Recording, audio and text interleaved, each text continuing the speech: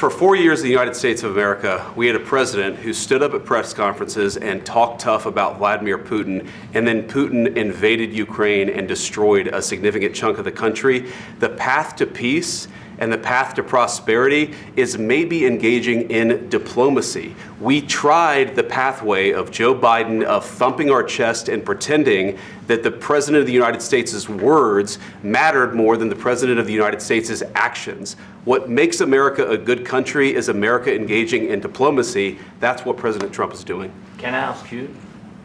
Sure. Yeah? Yeah. Okay. So he occupied our parts, big parts of Ukraine, part of East and Crimea. So he occupied it on 2014. So during a lot of years, so I'm not speaking about just Biden, but those time was Obama, then President Obama, then President Trump, then President Biden, now the President Trump, and God bless, now President Trump will stop him. But during 2014, nobody stopped him. He just occupied and took. He killed people. You know what the contact 2015. 2014 2014. and 2015. 2014. Yeah. So I was not here. Yeah, but That's exactly right. Yes, but during 2014 till 2022, yeah, the situation the same. The people have been dying on the contact line. Nobody stopped him. You know that we had conversations with him, a lot of conversation, my bilateral conversation, and we signed with him, me, like a new president. In 2019, I signed with him the deal. I signed with him, Macron and Merkel, we signed ceasefire. Ceasefire, all of them told me that he will never go.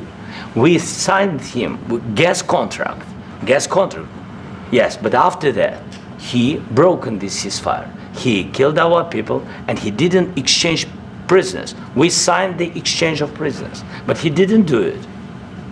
What kind of diplomacy, JD, you are speaking about? What do you mean?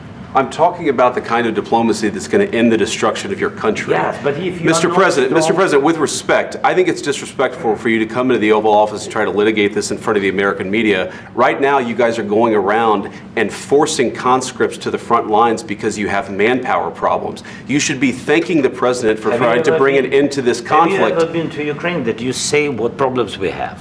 I have been to. Count one. I've actually watched and seen the stories, and I know what happens is you bring them on a propaganda tour, Mr. President. Do you disagree that you've had problems bringing people into your military? And do you think that it's respectful to come to the Oval Office of the United States of America and attack the administration that is trying to prevent the destruction of your country? A lot of questions. Let's start from the beginning. Sure. First of all, during the war, everybody has problems, even you, but you have nice ocean and don't feel now, but you will feel it in the future. God bless. You don't know that. God bless. God bless. You will not have a war. Don't tell us what we're going to feel. We're trying to solve a problem. Don't tell us what we're going to feel. I'm not telling you. Because you're in no position to dictate that. That's Remember exactly what this. You're in no position to dictate what we're going to feel.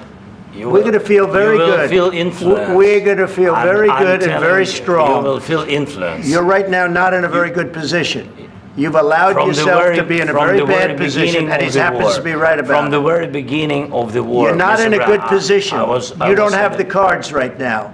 With us, you start having cards. I'm not playing cards. Right now, you don't. You're playing cards. Mr. President. You're playing cards. Serious. You're gambling with the lives of war. millions of people. You're gambling with World War III. You're gambling with World War III. And what you're doing is very disrespectful to the country, this country. That's back to you. Far more than a lot of people said they should have. Have you said thank you once? This entire meeting? No, in this entire meeting, have you said thank you?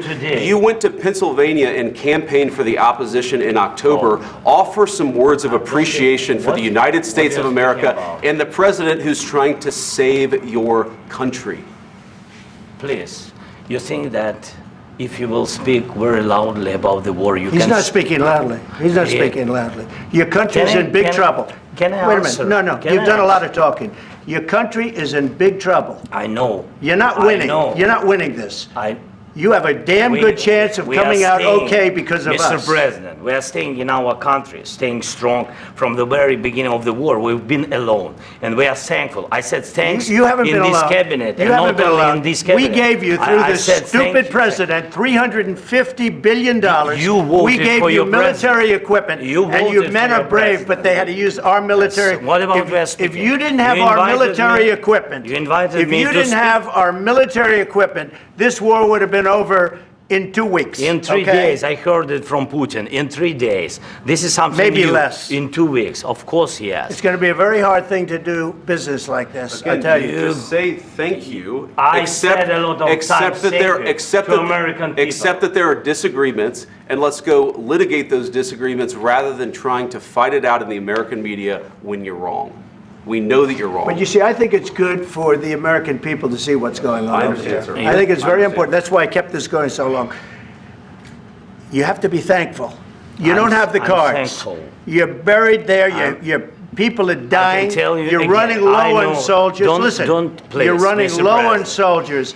It would be a damn good thing. Mr. And then President. then you tell us, I don't want a ceasefire. I don't want a ceasefire. I want to go and I want this. Look. If you could get a ceasefire right now, I tell you, you take it so the bullets stop flying and your men stop getting killed. Of course, we want to stop the war. But you're saying you don't want a ceasefire. But I said to you, I want a ceasefire. with guarantees. Because you'll get a ceasefire faster than an agreement. Ask our people about ceasefire, what they think. That wasn't doesn't with matter me. for you what- That what wasn't this with me. means. It That was wasn't with with you. a guy named Biden, who was not a smart person. But this That is was your, with, this that was is with your Obama. president. It was your president. Excuse me. That was with Obama, who gave you sheets, and I gave you javelins. Yes. I gave you the javelins to take out all those tanks. Obama gave you sheets. In fact, the statement is Obama gave sheets and Trump gave javelins. You got to be more thankful, because let me tell you, you don't have the cards. With us, you have the cards. But without us, you don't have any cards. I'm not aligned with Putin. I'm not aligned with anybody. I'm aligned with the United States of America and for the good of the world. I'm aligned with the world, and I want to get this thing over with. You see the hatred he's got for Putin. It's very tough for me to make a deal with that kind of hate. He's got tremendous hatred, and I understand that, but I can tell you the other side isn't exactly in love with, him either. So it's not a question of alignment. I'm aligned with the world. I want to get the thing set. I'm aligned with Europe. I want to see if we can get this thing done. Ukrainian President Volodymyr Zelenskyy arrived at the White House Friday for high-stakes talks with President Donald Trump about the war in Ukraine. After sitting down in the Oval Office, an astonishing exchange. The two world leaders shouting at one another. Your country is in big trouble. Can I Wait a answer? minute. No. You've done a lot of talking.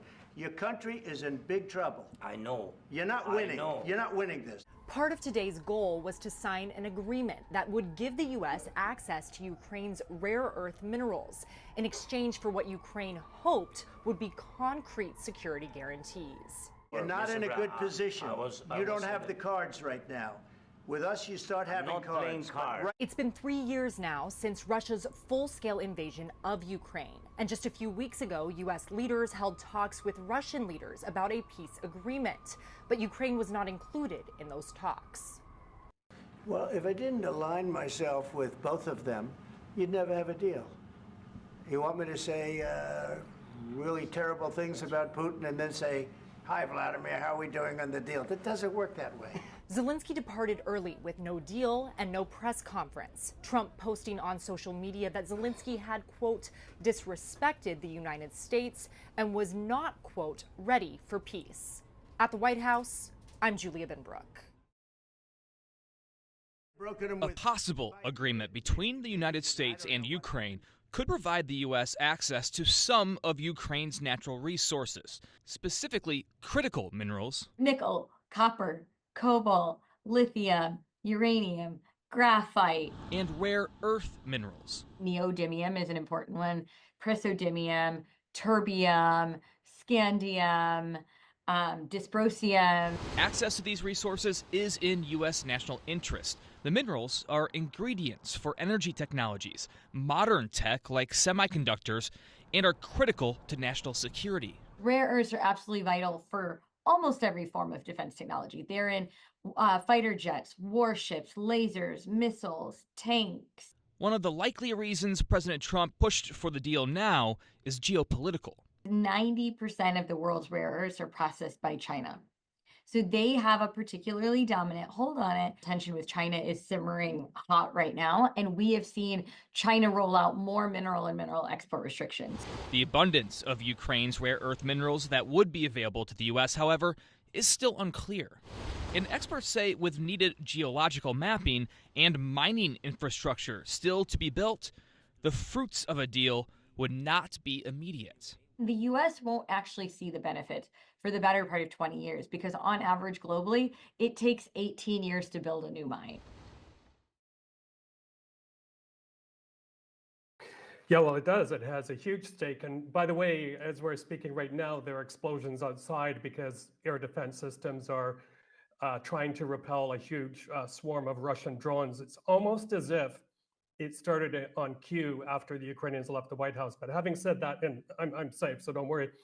But the Ukrainians have been telling me and a lot of others, Zelenskyy screaming at the top of his voice that, no, we're not just, defending Ukraine's integrity and sovereignty, but we're also fighting for the rules-based international order, for European security, for American security. And, here I am in Odessa, World Port Odessa. It ships food all over the world, especially wheat. And I think a problem here is that perhaps earlier on, that argument wasn't articulated well enough that the West has a lot to lose should Ukraine stop being a viable economic entity. Of course, the other thing the Ukrainians like to remind the Americans whenever they can is that it's not as if, and it wasn't, 360 billion, it was about half of that, but it's not as if this cash was put on pallets and flown by military aircraft to Ukraine. A lot of it stayed in the United States, creating wealth, creating jobs. A lot of the equipment was due to be mothballed, but it was sent here. So that's what, and the other thing I'm seeing right now from Ukrainians is they're still absorbing this because they can't believe what just happened. But what you see on Ukrainian language Telegram channels are people trading words of support from people like Donald Tusk in Poland, Spain, and France. There's, I think, a sense right now that let's huddle together. But finally, silver lining, if we can call it that, for Zelenskyy is he will come back a hero, I think, after everyone sees how he stood up to what's supposed to be the defender of the free world.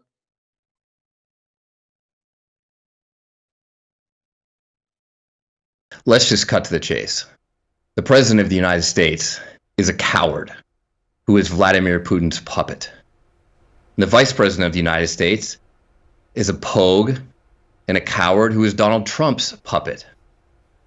And so what we just witnessed was a meeting in the Oval Office between two cowardly puppets and a hero.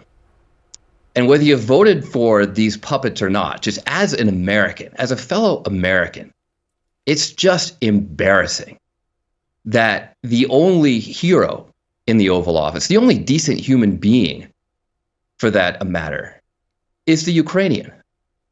I mean, this administration is going to go down as an embarrassment to American history. Congressman, I wonder if you think that President Zelenskyy could have handled it differently, the way that some of his European counterparts and Emmanuel Macron and Keir Starmer did, and perhaps been more deferential to Trump and Vance. Deferential to what? Deferential to a president who allowed a deal in his first term to crumble because Putin just violated it? Deferential to a vice president who didn't even bother to visit Ukraine? I hardly know anyone in Congress who has any view on national security who hasn't been to Ukraine during this war. Deferential to a draft dodger who's our commander-in-chief? Zelenskyy doesn't deserve to be deferential to anyone in that Oval Office. In fact, I kind of wish he'd put them in their place a little bit stronger. I mean, this is just truly, truly embarrassing. And the vast majority of my Republican colleagues in Congress completely agree with me. They know the truth here. They're just too scared to say it themselves.